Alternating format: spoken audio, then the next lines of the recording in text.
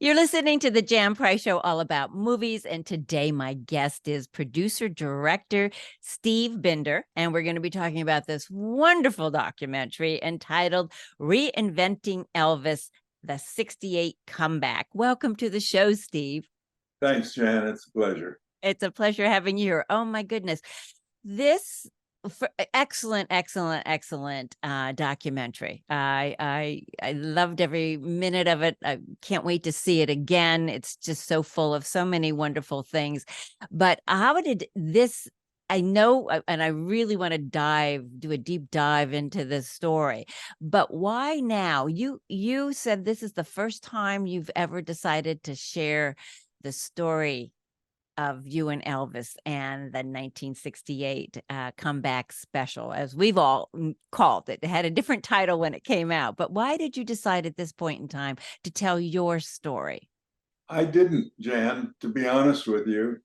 I was approached. Well, first of all, I was creative consultant on the Elvis movie and with Baz Luhrmann. And Right. Baz and I just hit it off great. But making a variety type feature film, directors in general take a lot of literary license. And if I was to tell my story, because I think there's only four of us alive today who even were in that inner circle of my creative team who put the 68 special together with Elvis. Uh, when I was approached by Spencer and John Scheinfeld, who he hired to do the directing of it, I was pretty negative. I said, there have been 100 books. There have been all kinds of movie of the weeks over the years. There have been all kinds of specials that have talked about the 68 special. And, they've all been third party. Nobody was there who did any of these projects. They just picked up the folklore and talked to people who they felt had knowledge of what went on behind the scenes and so forth. And I said, guys, I don't want to do another one of these type specials. And I think it was John who said, well, let us pitch it to you because we think it's very unique. And Spencer popped in. This is a buddy special between you and Elvis. And so I sat and I listened to them pitch it, and they were right. I mean, they made it. So I was very enthusiastic about it. And I told them after they did their pitch that I was in any way they wanted me. And it turned out that they really didn't need me that much, except I did do a lot of the narration of the story. And I was there to answer all the phone calls when they called and asked questions of what happened with the costuming, what happened with the sets. I mean, they really got and dug deep. And I gave them totally honest answers from my perspective. I know the old adage of when you play the game, a party game at your friend's house, and you're sitting in a circle, and somebody whispers a joke, and the person sitting next to them, and by the time it completes the circle, it has no relationship to the initial joke that was told to the first person. And so, my memory is pretty sharp, even at my age. I kind of have a photographic memory of all the shows that I've done, and I was there to answer all their questions, and I was real proud of the work they did. I mean, I was amazed, as a matter of fact, and I'm glad I did it. And the response so far, we haven't even released it yet on Paramount Plus. I think it's goes out on the 15th or the 17th of this month, and they did play it theatrically worldwide in theaters. And a lot of the Elvis fans went to their local theater if it played in their market and saw it. And the reviews were, I couldn't have written them better myself. So I'm very pleased with what is actually happening in terms of now and the future. You know it. I've had Spencer Proffer is the producer on this documentary, Reinventing Elvis, the '68 comeback. I'm going to say the name quite a few times so the listeners know what we're talking about. But John has been on the show a couple of times. Spencer Proffer's been on the show a couple of times with his other documentaries about John Coltrane and Don McLean. And I've had John Scheinfeld on the show a couple of times also with his Sergio Mendes documentary, and then his recent one, What the Hell Happened? Blood, Sweat, and Tears, which was great. So I'm sorry that I'd love to get them on too to talk about this documentary, but they're wonderful, wonderful work. And Kathleen Ermitage has also been on my show too with her. The best part of it, Jan, is they're really nice people. And that Yeah, means go a ahead. lot to me. Yeah. Really nice people. I mean, Spencer's just a gem. They all are. So it's not, you're in good company there, Steve. The people that you chose to work with on this project. Absolutely. And who'd have thought, when I originally did the Elvis special, and along with all my other projects, videotape wasn't even invented in those days. And a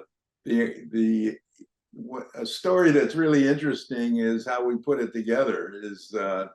I shot it on 2-inch videotape, which was relatively new to the industry at the time. And then what happened after I finished shooting all of the different takes and segments, we transferred it to Kinescope. So I actually edited on film. Wow. And when we got to the very end, the master 2-inch videotape wasn't touched. So none of the edits were on it. So in those days, the way you edited videotape was you got out a razor blade and a little bottle of acetate, and you literally cut the tape physically and married the two segments together. Well, by the time I finished, there had to be 200 edits to do that process, and it was painful from a physical standpoint. And it was, when they put it all together, it was flawless. I mean, it all fit perfectly, just the way we had planned it with the kinescope.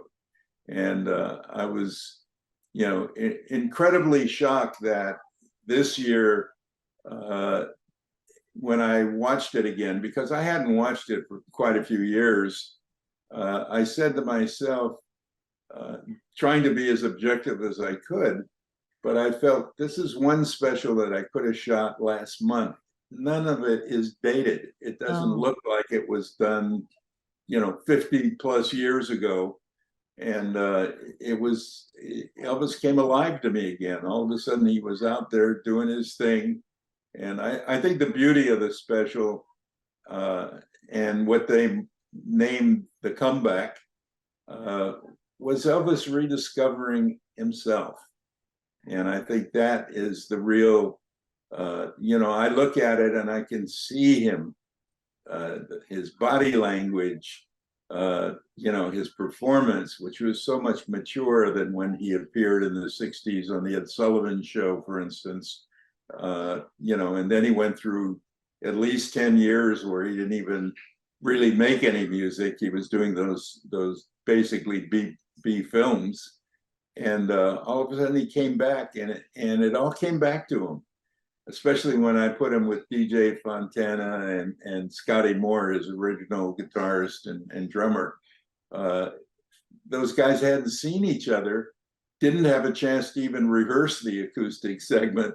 So what you saw was, just a bunch of guys getting together and picking up from the day before, 10 years or so earlier, when they used to do this on a regular basis just for fun.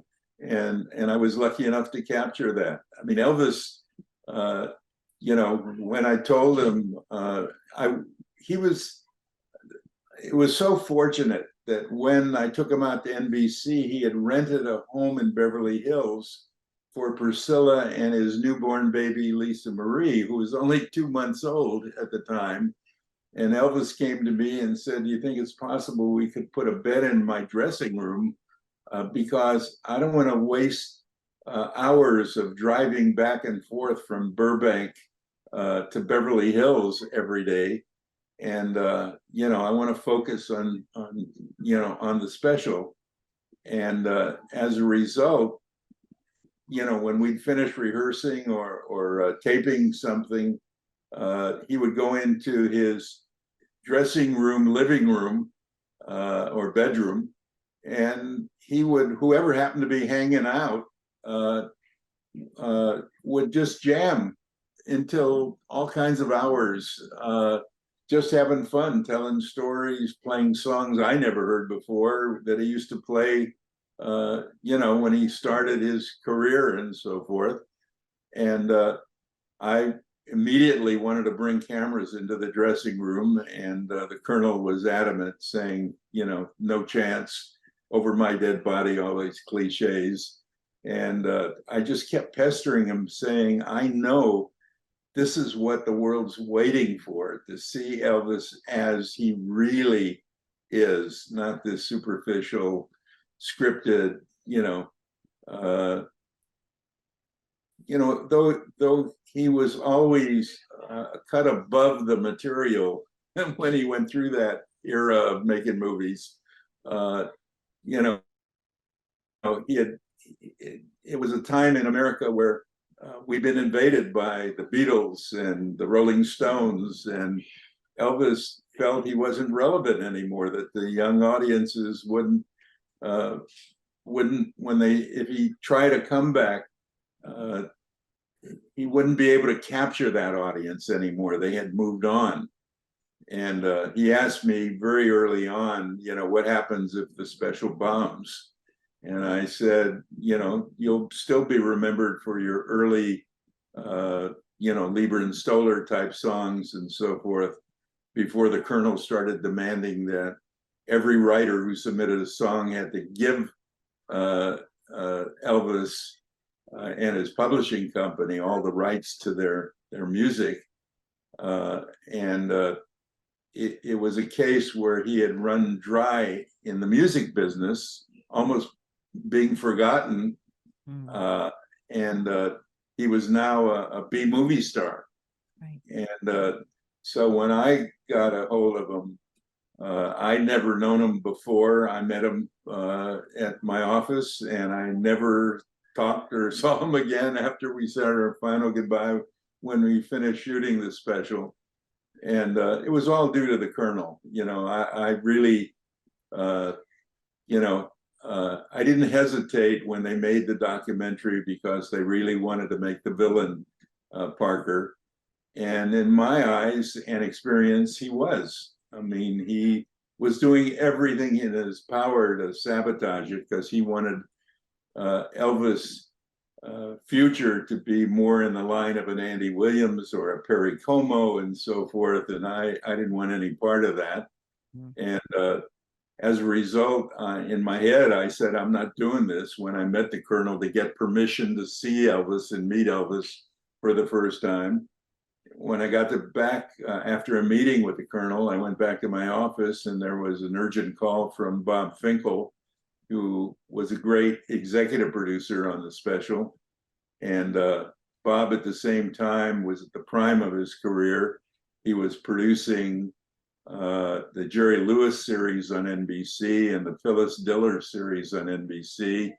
And Tom Sarnoff, the head of NBC, wanted him to produce the Elvis show.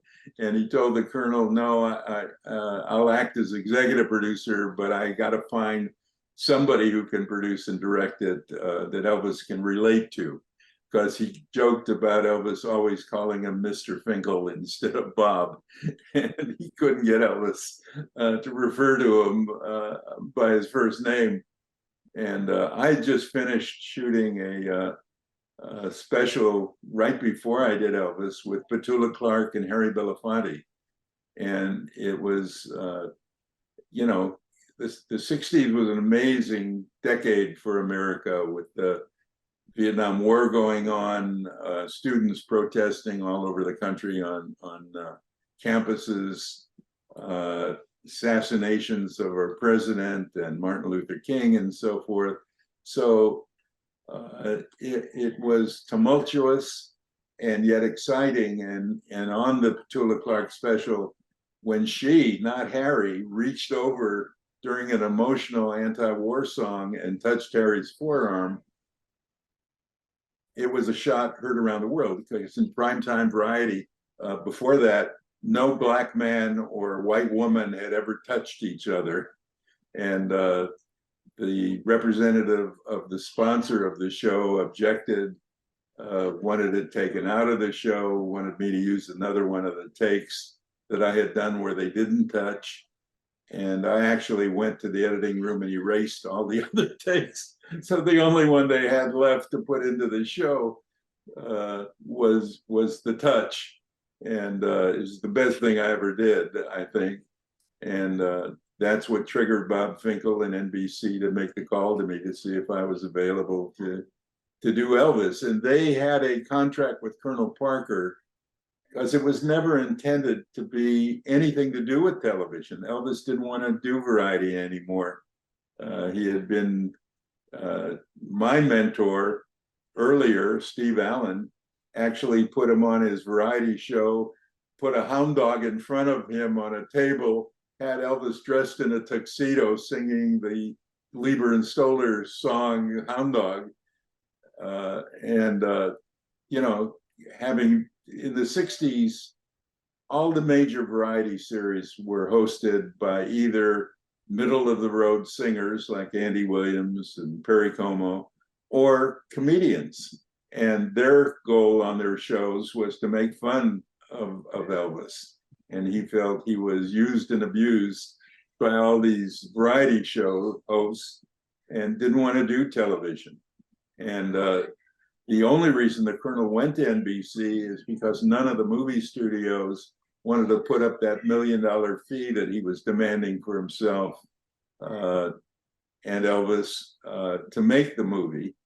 And so he had run dry. No studio wanted to make Change a Habit with Mary Tyler Moore. So the Colonel decided, you know, where's the money? Well, I guess it's at the TV networks. So he went to NBC only to raise the money for Change of Habit, not for Elvis to do television. And Sarnoff was smart enough to say, we'll give you the money or loan you the money, but on one condition, that Elvis do a 1-hour television special. And the Colonel never told Elvis. So when I got the call from Finkel, Finkel said, we have a contract with the Colonel, but we don't have Elvis Presley to agree to do it. So I need to find somebody who he can relate to, who's around the same age. I happen at the time, I'm a great believer in audio as well as video. And in the early days of television, it seemed everybody on the television side just thought it was a visual media, and they didn't pay any attention to the soundtracks or the audio. And so the Colonel and Sarnoff, between themselves, had decided Elvis is going to do a Christmas special. He's going to sing 20 Christmas songs, and that would be the special. And when I got the call, you know, the Colonel was on board, but Elvis wasn't. And Bob said, if we can get Elvis to do it, would you be interested? I just saw your Petula special with Harry, and I loved it. And I know you're in the music business as well as the television business. My partner, a great local Californian like myself, was producing exclusively The Fifth Dimension and The Association. He was in the studio with Laura Nero cutting a anti-war record with her called Save the Country. And, you know, Bob felt that, you know, I could speak the language with Elvis that he was comfortable hearing. And it's true, because when I first met Elvis, after I agreed not to do the special, but to meet with him to see if we were compatible. The first question he asked me is, he said, television is not my turf. And I said, what's your turf? And he said, it's making records. I said, great, then you make a record and I'll put pictures to it. And Priscilla told me much later that was the key phrase in the meeting, that he came home all excited saying, I don't care what the colonel says, I'm going with this young guy, Binder. He seems, to be on the same wavelength with me, and I have a gut feeling something special could happen. And so it was a wonderful experience for me. And, I was in fear to begin with that Elvis might be a redneck or a racist or whatever, coming from Tupelo, Mississippi in the Deep South. And, theater owners were notorious in those days of cutting out Black artists out of their films that they received and so forth. And it turned out Elvis was just the opposite. I was, 2,000 miles away from Memphis, being a Californian, but Elvis and I had a lot in common in terms of our values and growing up. And I think it all summed itself up in the last song when he sang that original If I Can Dream that Earl Brown wrote. Beautiful song. Just a beautiful song. Wow, Steve, I could listen to you for hours. I sure am long-winded, aren't I? No, it's great. I love it. I love it. That's a great guest. Makes my job really easy. Really easy. There were a couple things here. I felt, I hate to admit it, but because I always age myself, but I saw that special in real time. And I call it the sexy Elvis. We had the sexy Elvis when he came out in that black leather outfit. And that was just, being unplugged, the early being unplugged when he came out and sang. And it was a wonderful special. I feel, though, in watching this, you just feel the pain, because here the special really did bring him back. And, people were listening to him again. And then the colonel stepped in, the villain, and changed, had him go back. And, we all know the story of what we do now after we've seen the wonderful movie, Baz Luhrmann's film, Elvis, that he died inside. I really feel at that point, it was pivotal after that special, when he felt really good and feeling like he's definitely on the right track again, that because of the colonel and his maneuvering and everything else, that Elvis lost his fire inside. And I really think, that contributed to his early death, to be quite honest with you. And, the drugs and the gaining the weight and eating the food, that he just ate himself to death and drugged himself to death. What are your thoughts about that? Well, in all honesty, when I worked with Elvis, he was clean as a whistle. I mean, he had just come back from a vacation in Hawaii. He looked phenomenal when he walked into the office. He did look phenomenal. And he was, I'm to begin with, and I'm not saying this facetiously, but I'm very naive. I mean, I've been around artists and friends who go on television and say, yeah, I had a $50,000 a week drug habit that I kicked. I mean, if they were around me, I would have never known, because those things just went straight over my head. I somehow survived the 60s without any drugs, never. That was one thing that Dacre Montgomery did in the Baz Luhrmann movie, where he smoked all the way through. Well, I never smoked a cigarette except once in high school, hated it, and never smoked a cigarette again in my life. In motion pictures, they take a lot of literary license, and Baz was no exception to, kind of expand his variety films. And I never was at the Hollywood sign with my partner Bones and Elvis. But that was okay. But in a documentary, I want it to be as honest and pure as possible. The truth of the matter is, I never, I saw it Elvis on the Ed Sullivan Show as a kid before I was in even show business. And I liked what I saw. He was with his original bassist, Bill Black, and Scotty Moore, his guitarist. You know, and then all of a sudden he disappeared from my life because there was so much hype from RCA Records and Colonel Parker, and Steve, I hate to Elvis interrupt bought you. into it thinking maybe they were responsible for his Right. success. I hate to I hate to interrupt you. Unfortunately our time is up. And unfortunately, I could sit and talk to you for hours more about this film. We might have to schedule a part 2 so we can talk further about this movie. But everybody, you can watch it on Paramount Plus. And again, it's Reinventing Elvis, the 68 comeback. It's going to be on Paramount Plus on August 15th. So please. MTV, I think it's launching on that platform first. Yes.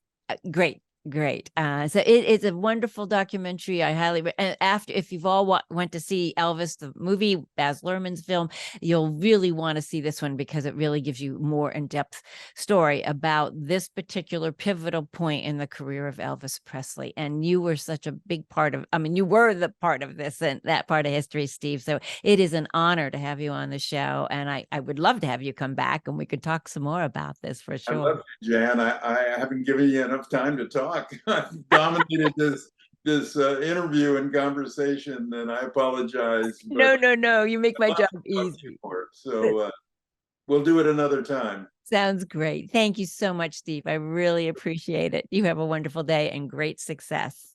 You too. Thank you. Bye.